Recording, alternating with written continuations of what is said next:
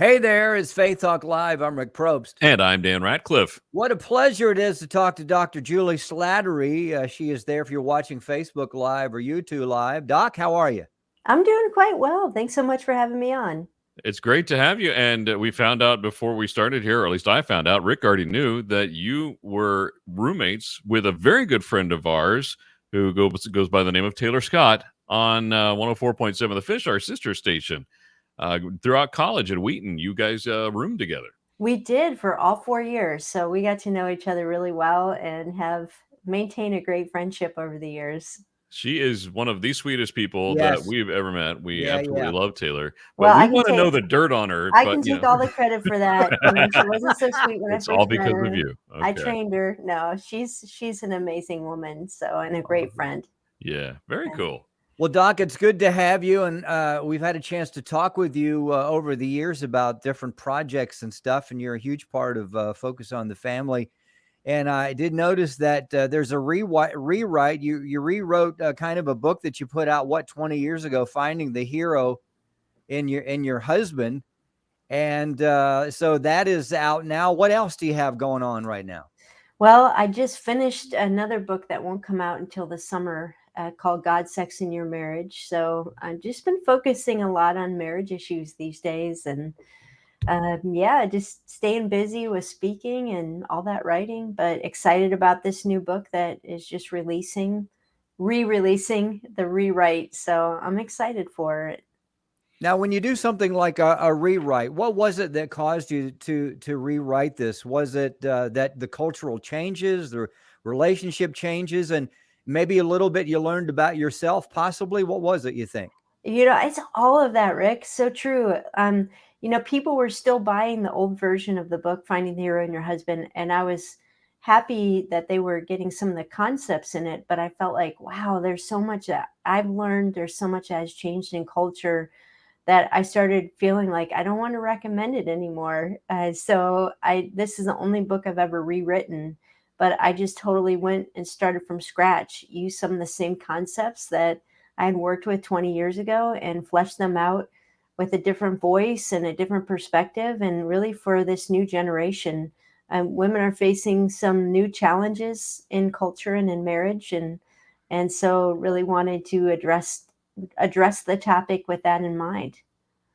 What are you hoping that the ladies get out of it as they read through it, and especially with the things that you've changed to be more updated? Yeah, I really hope that women get out of it that you have so much power in marriage. Women have so much power in marriage. They always have, and it's been just used different ways over the generations. But I feel like we're in a moment today where there's a lot of emphasis on female empowerment, and that's in many ways a good thing that we're talking about abuse and stopping that, and we're really helping women reach their potential. But I also think that we have to be mindful of the fact that women also can use their power to build or destroy their husbands. And there's so many marriages where women are working hard at their marriage, but they just are frustrated with their husbands. They're critical. They become controlling, and marriage doesn't thrive, and their husbands don't thrive. So the book is really about the nuance of how do we use our power in a way that doesn't compromise who God made us to be, but also is really investing in marriage and in our husbands. So, Doc, if we get a hold of the older copy, could we sell it on eBay and make some money and split it with you? Go for it. Yeah, that'll work. You can compare the two. Finding the Hero in Your Husband, a rewrite, Dr. Juli Slattery, she talks about wife's greatest challenges, the last fight, healthy ways to handle conflict, and some other issues are here. Wife's power to use her power in the right way. Just some really, really good stuff. Talk about a little bit of maybe the updated challenges. I mean, are there some challenges that they've always been there, right? Yeah. But what are some of maybe the updated challenges, you think? Yeah, some of them are, first of all, I think the impact of pornography. Pornography is impacting every marriage. Women are engaging in it, men are engaging in it. And it's not just the fact that we're using pornography, but also that pornography has changed our understanding of the purpose of sexuality, what is intimacy, what is excitement. And so there are a lot of foundational pieces that are missing right now in our understanding of sexuality and intimacy because of the impact of our culture and pornography. So that would be one. I think another one is just even what I mentioned a few minutes ago, with women really outpacing men in a lot of educational fields and highly priced job situations. Like it's no longer the men that are the doctors and the lawyers and the engineers. Like women have not only caught up but are outpacing. And so I think with some of what we see is that couples are getting married and the woman is feeling like, man, I've got my thing, I've got life together more than my husband does. Even from a spiritual point of view, I know the Bible better than he does. I know how to run our family better than he does. And so men are coming in feeling already like they're a step behind their wives. And then we read the Bible and we're like, what does it mean that a man would lead in that situation? What is that? What is God requiring of women to just step back and be less than who she is? Mm-hmm. And so there are an awful lot of couples that are grappling with this. Video games is another piece of this, where men have really been trained over the years to channel all of their competitiveness and their drive into something virtual instead of working on real relationship and real challenges. So those are some of the things that are making what has always been a challenging situation in marriage even more difficult for women to say, I really want to respect my husband, but I don't feel respect for him. I actually feel like I do a better job of making decisions than he does. So that would probably be one of the biggest ones.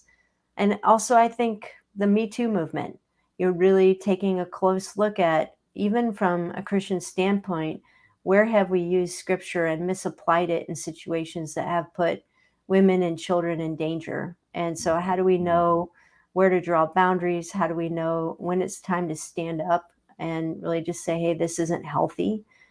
So those would be probably the three main ones that have been accentuated over the last several years. It's Dr. Juli Slattery, authentic intimacy, not only an author, but also podcaster. Tell us about the podcast, the exciting things you got going on there. I mean, just pulling it up on your website, the very first one that comes up, it'll pique your attention. Questions about sex and Christianity. So what do you guys got going on the podcast?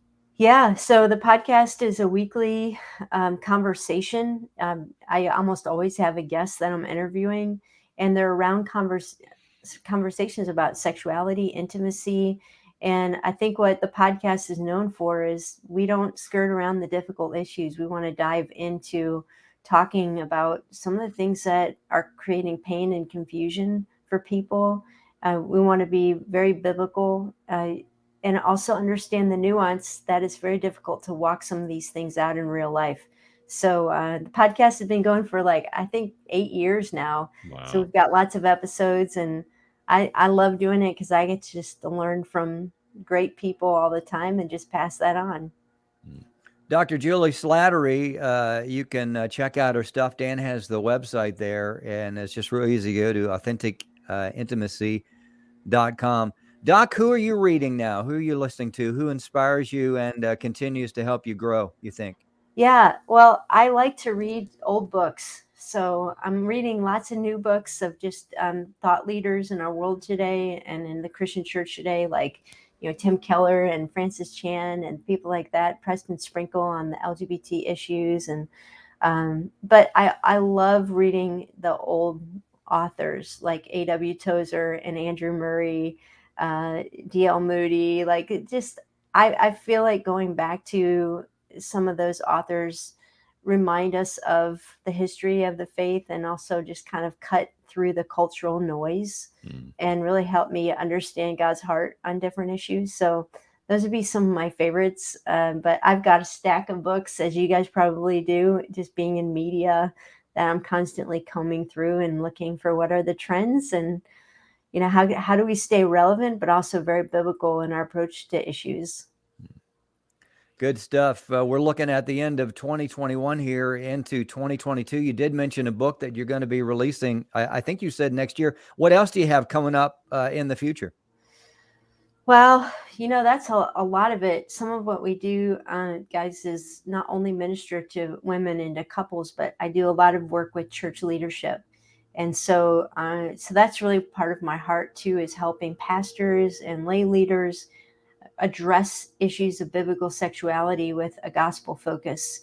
And I feel like a lot of Christian leaders are like just being hit with issues like pornography, how to respond to LGBT issues, how do we help people in pain? How do we respond to the Me Too movement? And they don't feel equipped. And so a lot of what I've been doing is more that equipping work of, how do we hold on to God's truth and walk it out with a lot of love and grace in today's current world? It seems like that. I mean, I know a lot of these issues have been kind of brewing in a sense. It's like the old frog in the pot on the stove. It seems like that the temperature's been on high, and that leaders, pastors, Christians just getting hit from all sides. So thank you so much for your courage and what you do. You help so many people, and we look forward to reading this and some of your other stuff. Listen to your podcast too. That's what I want to do. Authentic Intimacy there.com, Dr. Juli Slattery. Doc, thank you so much. We'd love to talk to you again. And we'll tell Taylor that you said all great stuff about her. Yeah. How about that? Or we can make her worry and say that you told us all the There secrets you go. that she doesn't want us to know. I think we should. I'd love to be on again. So thanks so much. We'd love to have you. Thank you so much. Let's take a break. We'll be right back. I'm Rick Probst. And I'm Dan Ratcliffe. This is Faith Talk Live.